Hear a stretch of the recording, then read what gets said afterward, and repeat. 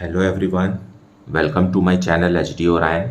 हम पढ़ रहे हैं accountancy for class 12 T S Grewal की टेक्स्ट बुक से 2022 edition, chapter 8 dissolution of a partnership firm. और इस वीडियो में हम पढ़ेंगे preparation of memorandum balance sheet, realisation account, partners capital account and bank account on dissolution of a firm. So let us see some questions from the textbook. Question number 40. Priya, Komal and Rakhi were in partnership, sharing profits and losses in the ratio of 2:1:1. They decided to dissolve the partnership. On that date of dissolution, sundry assets including cash rupees 5,000 amounted to rupees 88,000. Assets realized rupees 80,000 including an unrecorded asset which realized rupees 4,000. A contingent liability on account of bill discounted rupees 8,000 was paid by the firm. The capital accounts of Priya, Komal and Rakhi showed a balance of rupees 20,000 each. Prepare realization account, partners capital account and cash account. So let us see how the firm is to be dissolved. Solution 40, we will see first we will draft a memorandum balance sheet. Fine. Capitals of partners are given to us, है ना, Priya, then Komal and Rakhi. इनका capital 20,000 rupees each है, so 20,000 rupees each, 60,000. Now, अब cash कितना है? Cash is rupees 5,000. Question में लिखा हुआ है कि what's that, assets including cash amounted to rupees 88,000. Means total assets are of 88,000. Out of this 88,000, 5,000 is cash. So various assets are how much? Various assets are of 83,000. Fine. ये 88,000 minus 5,000 है, क्योंकि cash को हमने separate कर दिया. ये इसलिए किया क्योंकि cash is never transferred to realisation account. Fine. Rest of the assets will be transferred to realisation account. Now अब हमारे पास क्रेडिटर्स आ जाएंगे बैलेंसिंग फिगर के रूप में.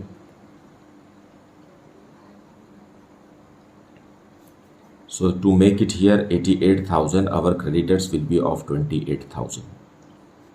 So this is what our memorandum balance sheet is. Fine. Based on this, we will prepare realization account.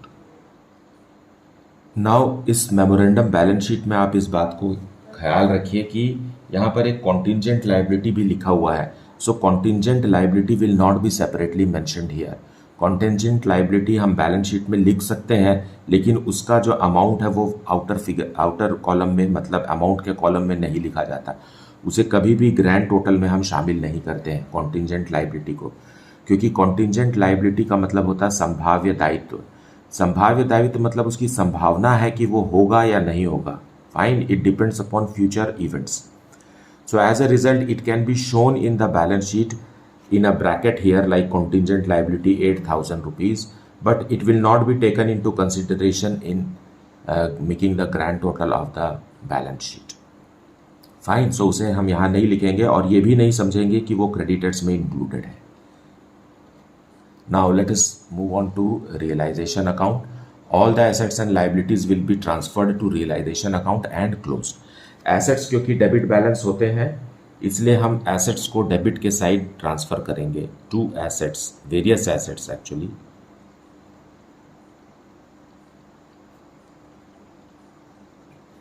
$83,000 cash या bank transfer नहीं होता है. और उसी तरीके से लाइबिलिटीज के साइड का क्रेडिटर्स 28,000 जो अभी हमने बैलेंसिंग फिगर आउट किया था वो ट्रांसफर करेंगे. Then after this assets, various assets realised rupees 80,000. ऐसा क्वेश्चन में लिखा हुआ है. फाइन. 80,000 रुपीज में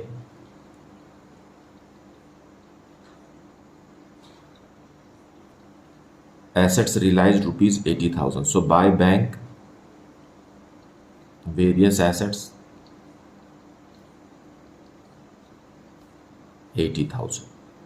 नाउ इसे हमने 80,000 रुपीज़ में बेच दिया, लेकिन इसके बारे में कुछ नहीं लिखा है, मतलब इसको 100% हमें पे करना है. So to creditors, to bank, not creditors, to bank, bank के माध्यम से ही पे होगा. क्रेडिटर्स ऑफ रुपीज़ 28,000 और एक कॉन्टिजेंट लाइबिलिटी है ना, contingent liability of how much rupees of 8,000.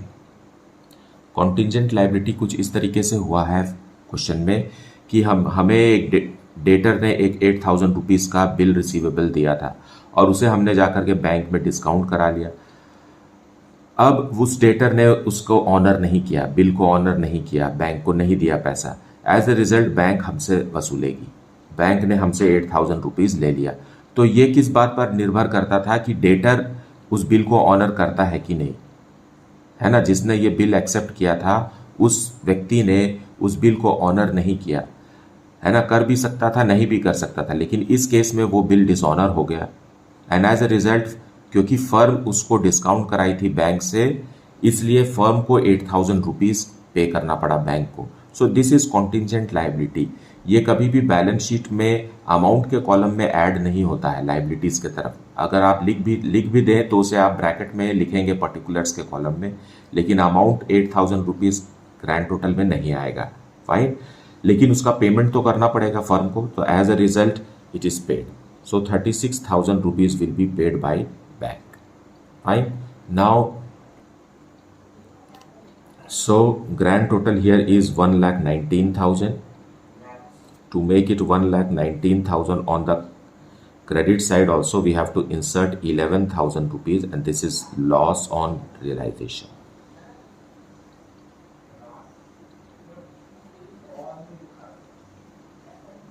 And it will be given to the partners. Fine. Priya, Komal and Rakhi in their profit sharing ratio, which is 2:1:1. So 11,000 को हम break करेंगे. 5,500 will go to first partner, then 2,750 each to remaining two partners. So इस तरीके से realization account will be done. Now partners capital account by balance brought down, क्योंकि ये credit balances हैं. Balance sheet में जो हमने बनाया था 20,000 रुपीज़ ईच, ऐसा क्वेश्चन में लिखा हुआ है. So from the balance sheet capital accounts are transferred here, है ना. Then there is loss on realisation. So to realisation 5,500, 2,750 and 2,750. That's it. बस इतना ही है. अब इसे क्लोज कर देते हैं. सो यहाँ पर बैलेंसिंग अमाउंट आएगा 14,500 for Priyanka. So to bank, क्योंकि फर्म डिसॉल्व हो रही है इसलिए हम प्रियंका को पेमेंट कर देंगे. फाइन, क्योंकि क्रेडिटर्स को तो पहले ही पेमेंट किया जा चुका है. एंड नाउ पार्टनर्स की बारी है.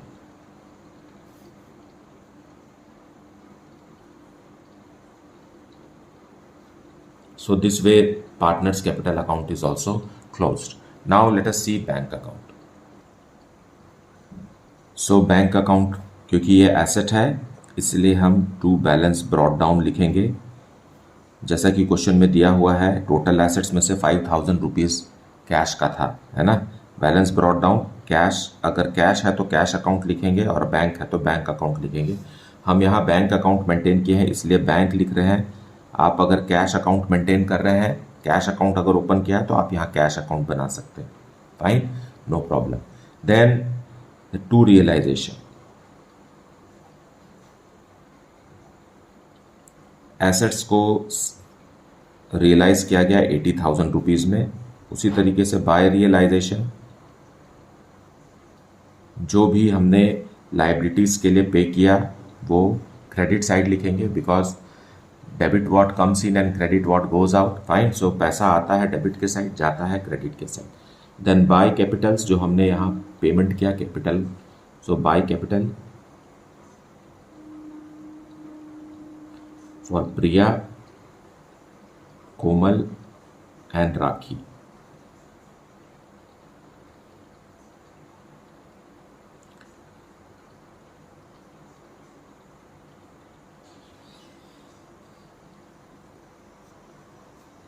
₹49,000 का कैपिटल वापस हुआ।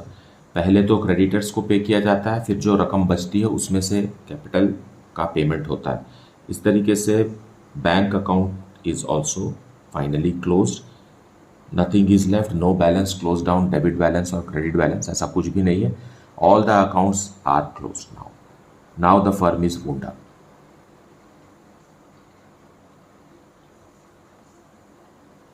Now let us see question number 41.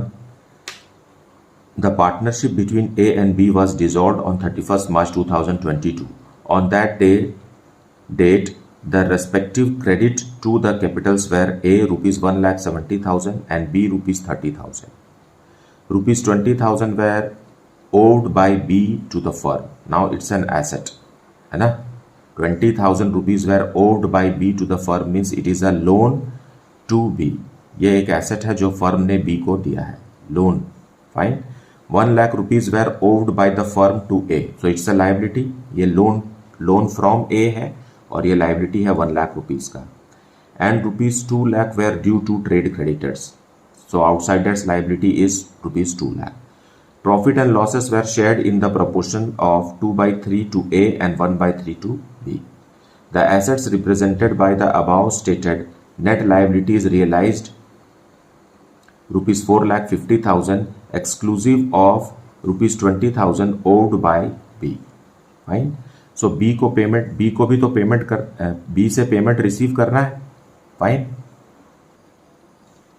सो सारे एसेट्स को बेचने से ₹4,50,000 रियलाइज हुए, उसमें लोन टू बी नहीं है।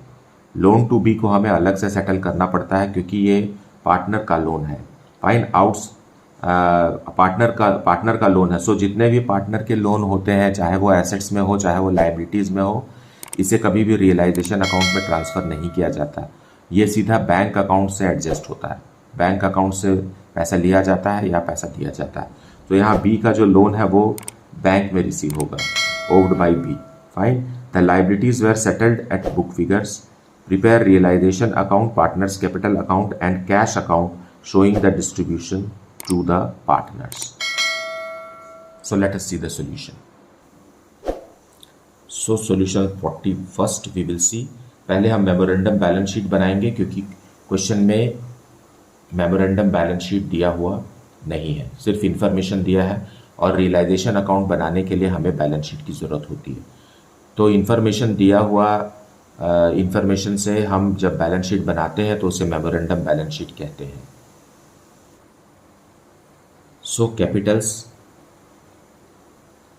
Capitals of partner A and B, जैसा कि क्वेश्चन में दिया हुआ है ₹1,70,000 ए का है क्रेडिट बैलेंस और उसी तरीके से बी का है 30,000। It means there is a capital of ₹2,00,000, fine.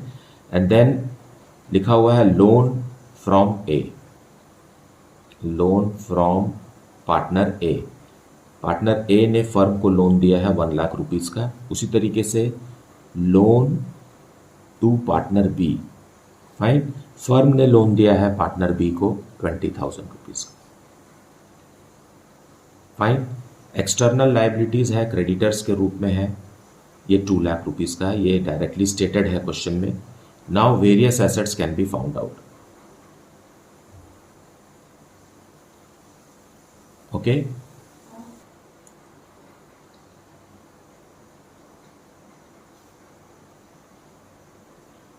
So here the balancing figure is 4,80,000, मतलब 4,80,000 का एसेट है जो फर्म को रियलाइज करना है, फाइन। सो रियलाइजेशन अकाउंट में वेरियस एसेट्स ट्रांसफर होगा, लेकिन loan to B and loan from A will not be transferred because these are the second parties, fine. So we will prepare realization account on 31st March 2022. सारे assets को हम debit side में transfer करके close कर देंगे. Fine. Other than partners loan.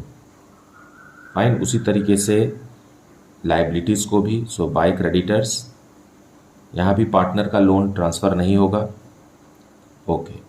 Then हमें realise हुआ assets.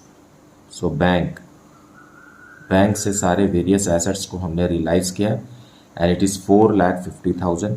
ज़रूरी नहीं है कि आप बैंक अकाउंट ओपन करें, कैश अकाउंट भी ओपन कर सकते हैं.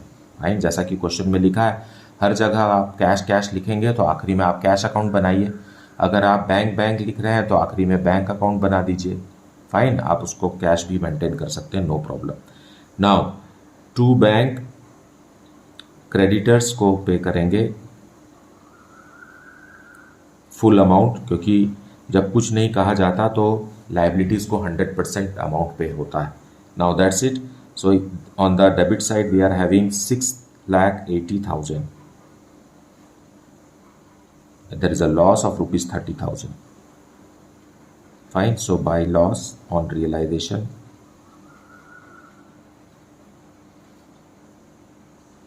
और ये ए और बी को दिया जाएगा और इनका प्रॉफिट शेयरिंग रेशियो क्वेश्चन में दिया हुआ है and that is how much. या 2:1. 2:1. So 20,000 will go to A and 10,000 will go to B.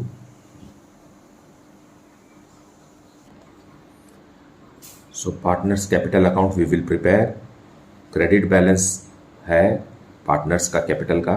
So by balance brought down, जैसा कि हमने बैलेंस शीट में लिखा है, 1,70,000 and 30,000.